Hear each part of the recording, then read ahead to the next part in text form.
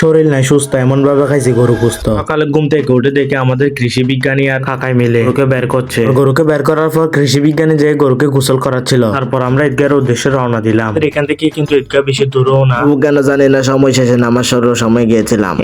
তারপর ঈদগাহের মধ্যে চলে আসলাম। একটা বিষয় হচ্ছে কোরবানির আগে যে বৃষ্টি হয়েছিল, আজকে কোরবানির দিন একটুও বৃষ্টি পড়ে নাই। না বলতে সবাই নামাজের জন্য দাঁড়িয়ে যাচ্ছে, আমিও নামাজের জন্য দাঁড়িয়ে গেলাম। তারপর 2 রাকাত নামাজ শেষে হুজুর দিচ্ছিল খুতবাটি মনোযোগ দিয়ে শুনতে হয়। বৃষ্টির কথা বলতে না বলতে তো মামা রাগ করে একেবারে এমন ভাবে রোদ দিয়েছে, এখন আর বসাই যাচ্ছে না। সাথী ধরে বসাচ্ছে, এটা কেড়ে কৃষি বিজ্ঞানী আনা হোক। তারপর মিলাদ ক্যাম্প করে ওরা বাড়ির উদ্দেশ্যে রওনা দিই। বাড়িতে এসে দেখি গরুগুলাকে একে একে বেঁধে ফেলানো হচ্ছে।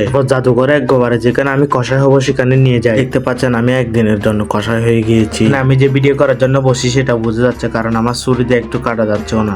আবার এখানে কিন্তু যতগুলো মাংস দেখছেন সবকিছু কিন্তু আমি করেছি। তারপর সবকিছু করে বিকালের দিকে ডেলিভারি ম্যানের কাজটা করে বিকালে এসে আমি একটা এরকম করে ঘুম দিই। আপনারা ইউনিক সব জিনিস নেওয়ার জন্য আমার ফেসবুক পেজ বিসমিল্লাহ ওয়ার্ল্ড গিয়ে ঘুরে আসতে পারেন। সেখানে কিনা আপনারা কম দামে অনেক ভালো ভালো জিনিস পেয়ে যাবেন।